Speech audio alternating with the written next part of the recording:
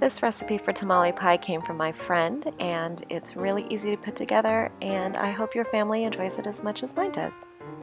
So we're going to start off by browning the ground beef, and once that's all browned and a little bit of the liquid is evaporated, we're going to throw in some of the aromatics. So that is the garlic. I've got some diced up, minced up garlic here. Recipe calls for 3 cloves. You can add as little or as much as you like.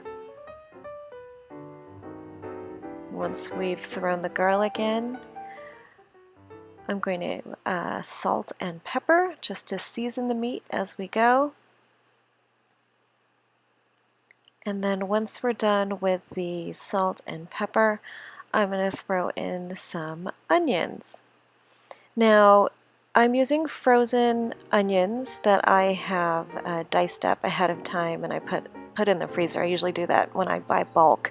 It's a lot easier. It's painstaking to dice up all the onions ahead of time, but I think it's well worth the time and effort. So we're going to add the onions, cook those down a little bit.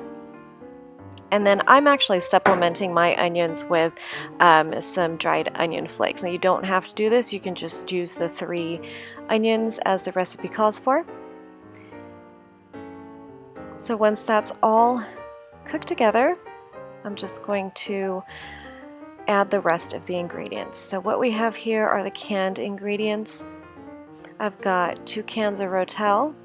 One I got the no salt added, I believe, and the other one was just a mild. You can choose whichever one you want. So I'm sticking 2 cans of Rachelle. It's basically diced tomato and diced green chilies. Then I'm adding 1 small tin of tomato sauce, mixing that together. And then I'm throwing in 2 cups of frozen corn. You can use canned corn. And I've also got here some black olives rather, and a big tablespoon of chili powder.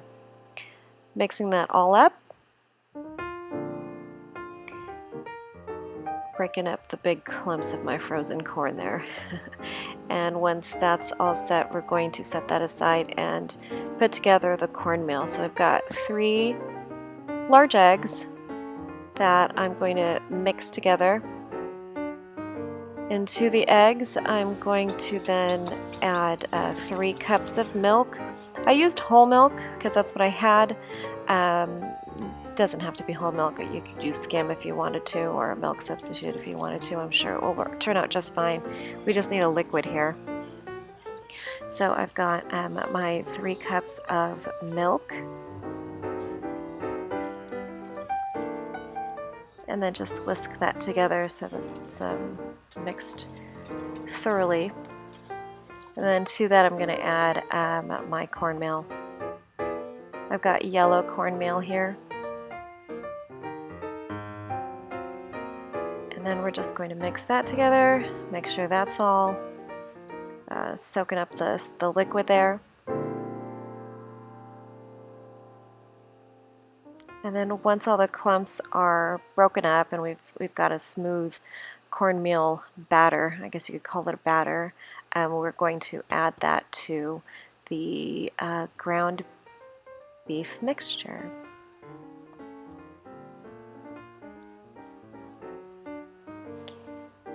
In the meantime, I am preheating the oven to 375.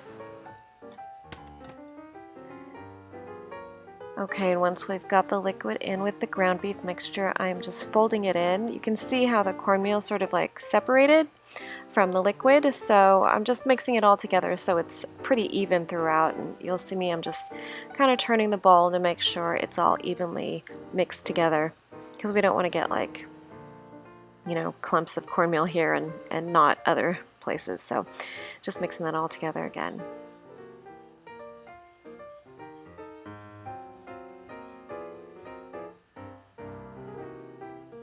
I'm taking a glass 11 by 17 baking dish here, and I'm just spraying it with some olive oil, and then I'm just going to pour the mixture in there.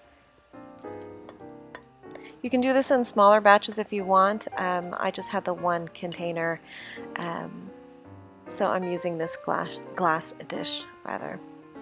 I'm just pushing everything to sort of like evening it out throughout the dish so it cooks thoroughly. And then the last step is to add the cheddar cheese on top. Again, you can add as much as you want. This is about 2 cups or so, maybe a little bit more. Okay, and then so that's all of the cheddar cheese right on top. Again, we are going to bake this at 375 degrees Fahrenheit for an hour and a half. Seems like a long time, but it's well worth the wait. There you go. Cook it until it's bubbly on top. Cheese is yummy. Can't wait to dig into this. Hope you guys enjoyed the recipe. I'll see you next time. Thanks for watching. Bye.